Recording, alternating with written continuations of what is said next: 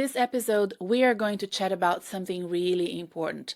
What to do when you feel completely lost in your career and you don't know how to set goals because you don't know what the next steps are or where you want to go. If you've ever felt like this or you're feeling like this right now and you feel like you need to take action but you just don't know what you need to do, then this episode is for you. I'm going to help you figure out the best next steps for you. Let's go. Hi, I'm Renata Bernardi, and this is the Job Hunting Podcast, where I interview experts and professionals and discuss issues that are important for job hunters and those who are working to advance their careers. So make sure that you subscribe and follow, and let's dive right in. Hello and welcome to the Job Hunting Podcast. And if you're new here and this type of content is important to you, remember to subscribe to this show. And please know that we also have a newsletter. It's a weekly email that goes straight into your inbox with the week's episode, plus exclusive content just for the subscribers, things like invitations to events, special discounts, etc. So go to the website and sign up. There's a link in the episode show notes, or you can find the Job Hunting Podcast using Google. It's easy. Today, we're going to use a concept from research to help guide your process in finding the best career progression for you. It's called grounded theory.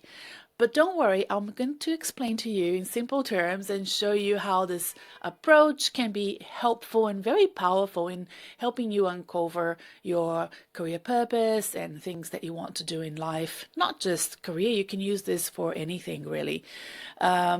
And it's a way of DIY career counseling. I spoke about the difference between career counseling and career coaching at the last episode. That's episode 257.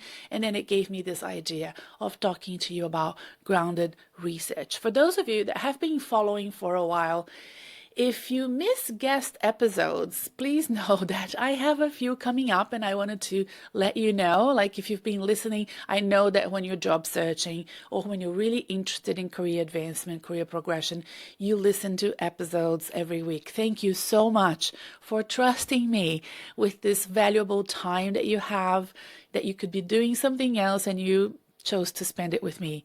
I cannot believe this is happening to me. It's, so important to my business and to me that you chose to spend this time listening to what I have to say. So I have been scheduling guest episodes and they are coming up soon. I just wanted to let you know who I'm talking to and what it's all about. So there will be an episode with an HR consultant, and her expertise is helping employers with restructures. Yes, that's right. We are going to talk to someone whose day-to-day job is helping employers do layoffs and do redundancies. And I think this is super important for me personally as a career coach, but also for you as a job seeker to get to know the other side and how they operate and how the way they think. I'm also interviewing a couple of recruiters.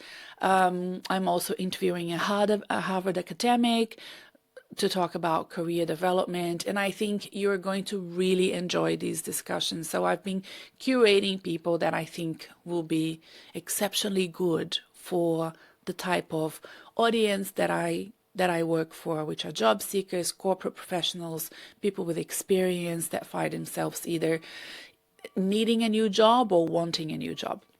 So sign up for the newsletter, you too, if you've been listening for a while and you're still not signed up, because then this will be the best way for you to get a reminder when these episodes come up.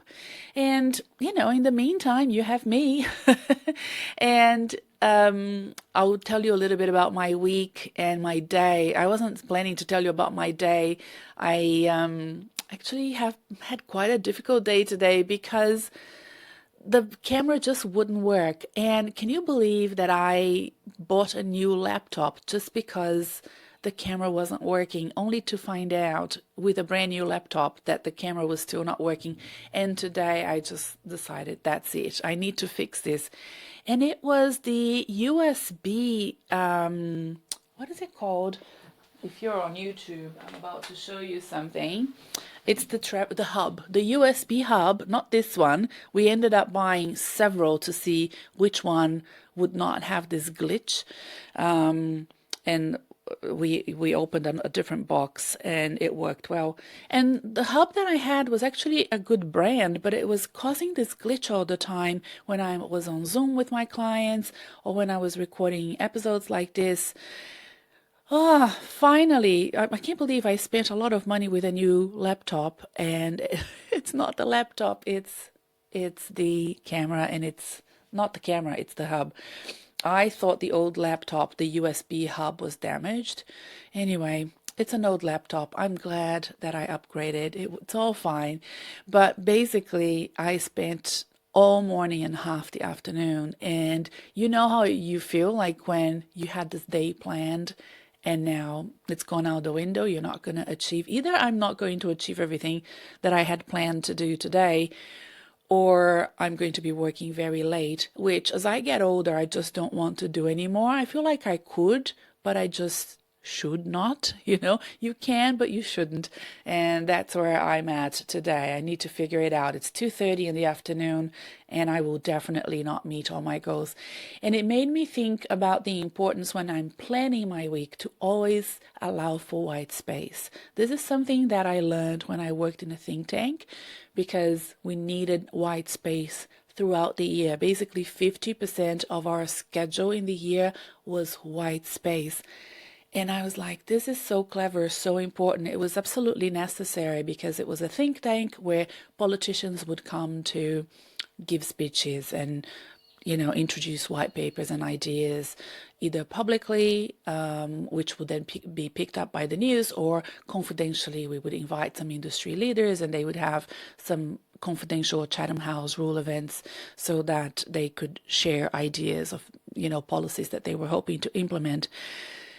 So you can't plan for that. You never know when politicians will reach out to you and want to do those things.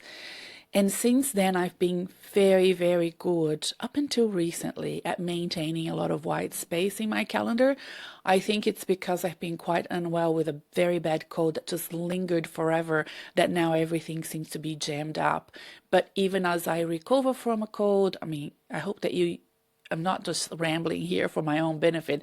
I hope that you can take some of this for yourself as well. Sometimes we come back from a holiday, for example, and we jam pack everything, or we're about to go on a holiday, we jam pack everything just before we go. Doesn't work like that. You need the white space because you never know, and things will just happen that are completely outside of your control. So keep that in mind. Learn from my mistakes.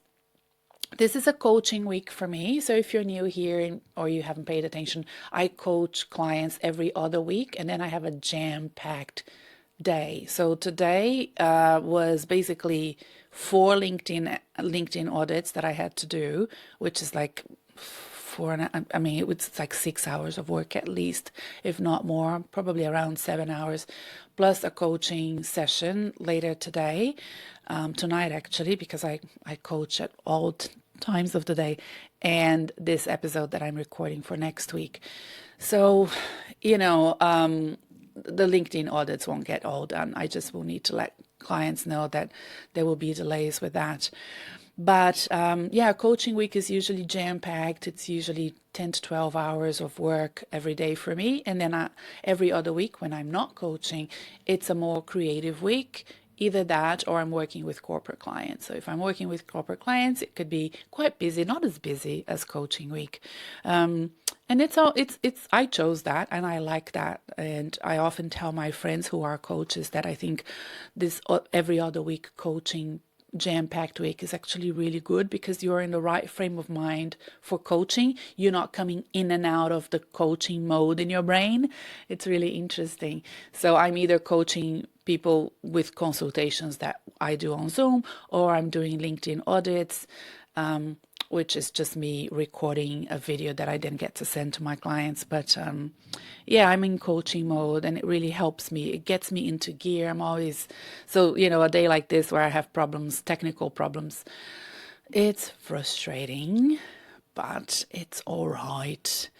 It's supposed to be a holiday on Friday. I think I was trying too hard to give myself a holiday. It's a holiday only here in the state of Victoria. It's grand final day, which is a weird holiday to celebrate the, you know, footy game.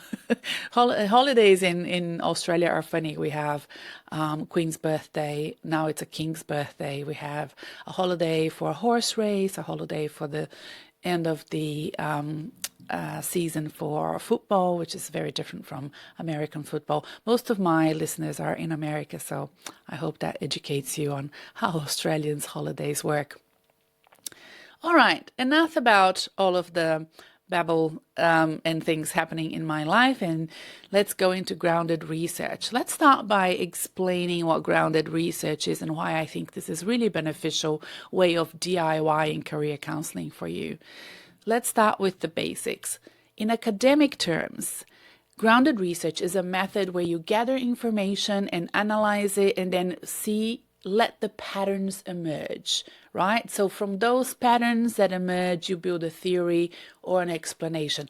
I talk about patterns quite a lot in my episodes. I like the idea of finding patterns of success, removing patterns of failure from a career strategy, for example. I'm always working on that with my clients. But grounded theory takes that a level up for sure. Instead of starting with this fixed idea of what your career will look like, using grounded research allows you to get insight that comes from the data that you're collecting. The data in this case would be conversations that you're having, meetings that you're having, just absorbing information through books or literature or movies or conversations. You might be thinking, what does that have to do with my career, Renata? What are you talking about? Well, here's the thing. Many professionals who feel lost or stuck in their careers, they often struggle because they're trying to figure out everything out in their heads. So they're like in their heads trying to figure out what's going to happen. They feel pressured to set big goals. They don't want to talk to anybody until they figure it out, which is, in this case here, I think it's the biggest mistake. And they're trying to force themselves into a plan that doesn't quite fit. But what if you approached your career in this way of grounded research? What if instead of forcing a direction and working alone, you allowed your next steps to emerge from what's already happening in your life and your career, and just living your life intentionally and mindfully looking for those answers through conversations and through education? How can you apply the grounded research idea into your career? Let's look at how it can be done. Now, collecting data would be the first step. The first step would be you collecting data.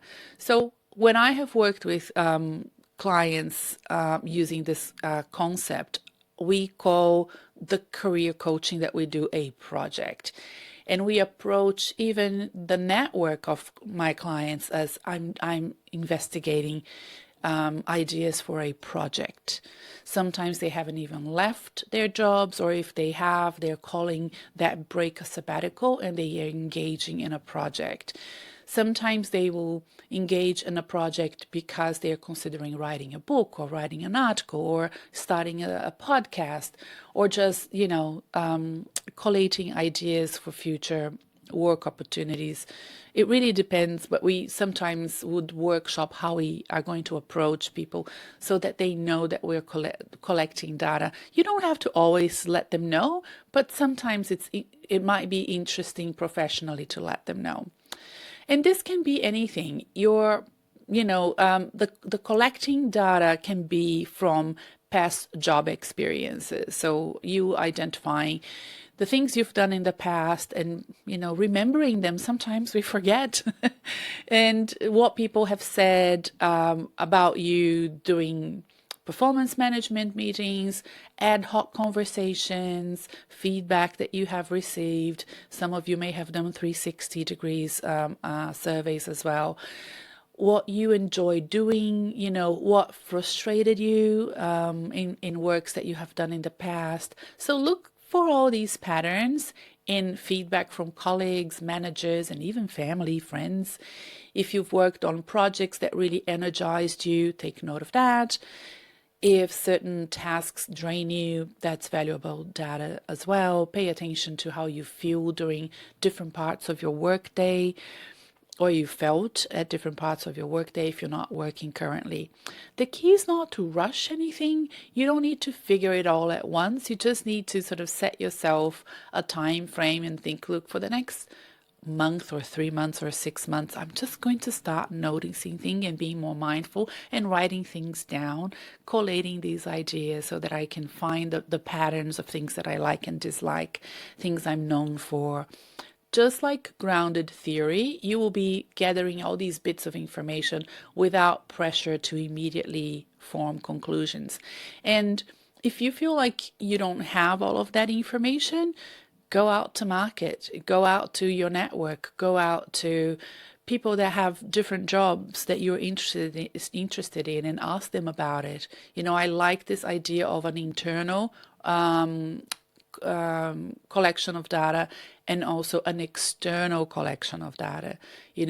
Ask people, can I have a word with you? I'd like to interview you. I'm considering writing an article, or I'm considering doing a podcast, or I'm just trying to understand this better for my own professional benefit.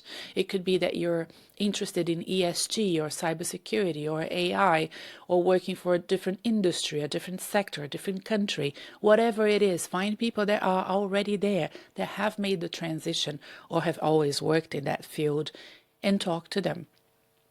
And yeah, that usually is how we work. The reason why I sometimes invite clients to consider introducing it as a project is because sometimes I have clients who are studying, so they are doing coaching with me, but also executive education or an MBA. So the approach could be, that they're doing this as part of an assignment. I have clients that are very good thought leaders, and they like to write about topics, so they might want to interview somebody so they get to know something better. But sometimes it's also okay just to ask them because you're interested and curious for your professional development and future career progression. So it's up to you. The second step would be to code all that information because if you gather a lot of information, you need to look at that data that you've collected and start breaking it down into categories that are meaningful for you. In my group coaching program on this week that we're in now, we're in week 3. I coach, for those who don't know, I have clients that I coach as a group for 7 weeks. I do that twice a year. We started in early September, and we're going to be working together until end of October, and then I'll do it again in February 2025. But this week and next week we start coding our information and start developing those different categories that allows them to start building blocks of ideas that are meaningful to them and for their future career paths. So for example, let's say you've noted that in your last 3 jobs, the projects you loved most involved working directly with people. Now, it could be the opposite of that. It could be that you've noticed that the projects that or the work that you loved the most was the work that you were doing independently and not working with people, or not working in a matrix structure in an organization. Some people don't like to work in a matrix structure. Other people love it. So you have to identify those patterns, and maybe you need to realize that you thrive in certain types of environments and roles that give you more autonomy, more interactions with people, more work from the office, more work remotely, whatever it is. Then the next step is start identifying recurring themes. Maybe it's a particular set of skill, a type of work environment that suits you. Some people thrive in environments that are more structured and bureaucratic. Bureaucratic should not be a bad word. Bureaucratic is a type of organizational structure that suits a lot of people and a lot of types of work. Government, for example, higher education. Some people feel much better in a much looser, flat structure like a startup. Other people just can't stand it. It's too uncertain for them. It seems risky for them. They don't feel comfortable, or they don't feel like they can thrive in that sort of environment.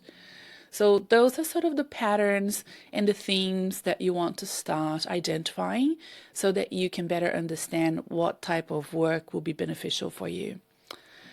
Then the next step, the third step, would be to categorize what matters most once you've gathered and you coded your insights. Because it could be that you might find that two things are very interesting, but they might be quite opposite from each other. So you need to rank them. So grouping those things together, for example, you might create a category like things that energize me, skills I'm naturally good at, values I want my work to reflect. By doing this, you're beginning to see the patterns and gain clarity. And I also invite you to start thinking, okay, what is most important to me? Let's start ordering this and ranking them as well. You might notice, for example, that you value freedom and autonomy in your work, or the opposite of that, or you might realize that you care deeply about making a tangible impact. Others just, want to do the task. They don't really mind which type of organization they work for. They just want to do that thing that they're very good at. When these categories start to form, they're like little clues that help you move forward in your career, that will help you feel more aligned with who you are. So, for example, you could be doing an exercise like this, identifying all those patterns, and then sitting down with a mentor or with a coach like me for an hour or two, and then together, identifying different options for your future career. The next step, step 4, building your career purpose. After you've categorized your insights, it's time to start making sense of them, to build your own theory about what drives you in your career. This isn't about setting the 5-year plan. It's not about long-term planning. It's more about articulating the things that matter most to you right now. Your career purpose can start with something simple like, I want to work in environments that foster creativity, or I need to feel like my work is improving people's lives in a meaningful way. Or it could be something like, I need to be in a job where I'm managing a group of people because I really enjoy team management. So from these emerging themes, you will begin to develop a better picture of where you want to go. And it's not about forcing a rigid plan, but about letting your career direction naturally take shape from the data that you've collected about yourself. What I think works really well in this way of developing goals for yourself is to start from scratch. I mentioned this last week on episode 257, and I will say this again. Grounded theory really works when you're not biased as you collate the data, when you're not worried about what people will think, what your parents will think, what your friends will think. You're being quite open-minded and working with the real things that have happened to you in your career, the feedback that you have received, the information that you know about yourself, about what your strengths are, what your drivers are, and expanding that knowledge just by reflecting on them and by talking to people. It's okay to go to people that have worked with you in the past and ask them, what were the things that you thought I did really well in my previous job? If you were going to talk to me about, about the work that I did to somebody, how would you describe it? Sometimes these things seem so simple, but you will be surprised that they might see something about the work that you did that you may not have identified yourself. I always mention in this show that sometimes we normalize the things we're good at, and this is what I mean. So let people tell you what you're good at and listen to their feedback. All right, so what do we do next? We've collated the data, we've categorized them, we've analyzed them.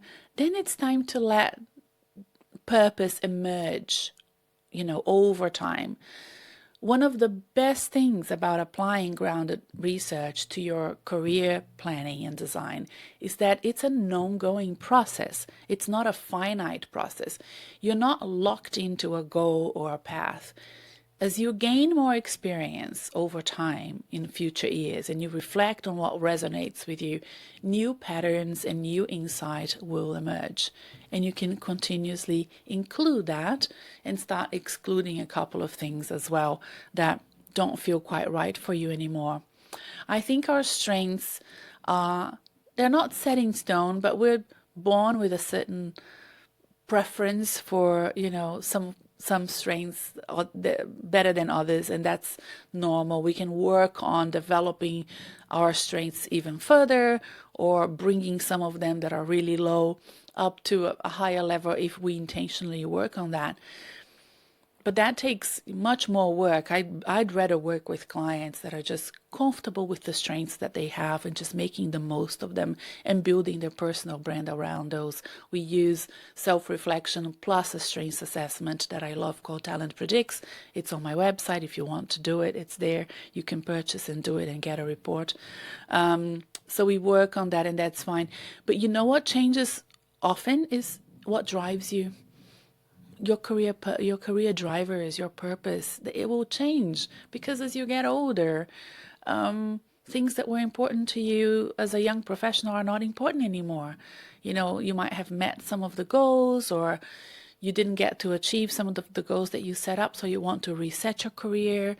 So the drivers change. And I think that those new patterns and insight, as they emerge, it's important to acknowledge them, notice them, acknowledge them, and include them as part of your new path for your future career. So if you feel lost or lacking in direction, try releasing the pressure to know exactly what you want and instead focus on observing what has already been happening, and not only to you, but to others around you as well. So keep collecting that information from your work life and coding it, and eventually your career purpose will begin to emerge. I say this because a lot of people, when they...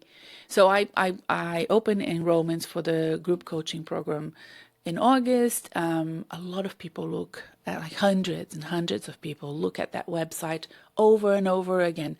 So they get an email from me and then they go to the website and then they don't sign up. Okay.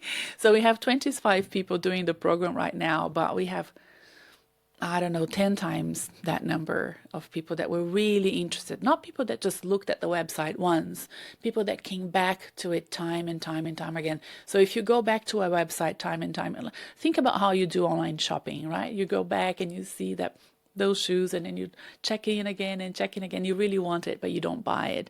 That's what I think happens to people that are going through a job search or a crossroad in their career. They're not sure, what to do, but they keep looking at the program and they decided not to sign. And when I sent a survey around asking why they didn't sign, a lot of them said, I didn't feel I was ready. I didn't feel I was ready. The whole purpose of the program is to make you ready. So I'm like, what is it that I can do to help people feel more ready, right? Or that they can sign up for this program and that program will help them feel ready. I think that we internalize the loneliness of seeking career advancement by ourselves and having to know all the answers before we talk to a coach, even before we go and look for a job. But I think that the grounded research idea, this concept, will help you come out of your shell and start connecting with people and with yourself. I mean, doing the self-reflection first and then going into conversations with others and understanding that is such an important part of the process of feeling ready. I've worked with, so many clients who feel like they need to have all the answers. But when we shift the mindset, they often find that their purpose was much easier to find once they felt they could open up to people, they could open up and talk about what was going on with them. Those conversations can be so insightful, to be in listening mode is so insightful. You just need the time and the space, right, to do it. You don't even need a coach. You can just start it on your own. So what are the next steps for you? I would suggest starting by looking at your career data, right? So start by looking at what has happened in your career. Many of my clients, when they start working with me, they have done so many assessments. Maybe that's you. They have already done 2 or 3 different assessments. They have 360 reports that they have received. And part of our sessions is spent just reassessing all of that. But you can do that on your own as well. You might want to take a week or 2. Don't think that you can do this on a Sunday afternoon. I often tell people that Sunday afternoons is probably the worst time to do things like this. Just keep in mind that it's a low energy time of the week, and you probably will be much better off resting, going to sleep early so that you can have a great week. But try to find some study leave or carve out some space for you at a high energy time of your week or time of your day. So that, look, maybe you are the sort of person who thrives on Sunday afternoon. So don't take my word for it. Sometimes, people can operate quite differently, and I totally get that. But identify this as a project for yourself. Find the time, carve out the time, and jot it down. Don't keep it in your head. This is so important. You can have a notebook for this. You can use Post-it notes. I love doing Post-it notes when I'm doing projects and planning, and start sort of doing that process and do it for a specific time. Right? So give yourself a month, 2 months, 6 months. It really depends on how much time you have and how much in a hurry you are as well. If you're not in a hurry, it can just be now part of your routine, just creating a discipline where you're starting to think about this and being more in observation mode from now on. From there, you can begin to code and categorize things, and over time, you'll have a clearer picture. And remember that you don't need to have all the answers today or tomorrow. Start with where you are and let your career insights emerge naturally. And I hope that this is going to help you. Thank you so much for tuning in to this episode. If you experiment with grounded research concept to identify your career goals and purposes, and it makes a difference to you, why don't you write back to me? I'd love to know. I hope that this discussion really brings that fresh perspective and a new way of thinking about engaging in career, what I call career readiness. And, if you're feeling lost or unsure, I hope it provides you with a bit of an idea of what you can do to DIY your career planning and design. And if you enjoyed this episode, don't forget to subscribe, share it with somebody that you think will enjoy this content as well. Leave a review for us if you're on Apple Podcasts or another app that allows you to give you a review. And that's it. That's it for now. I look forward to seeing you next week with another great episode. Bye. Have a great day.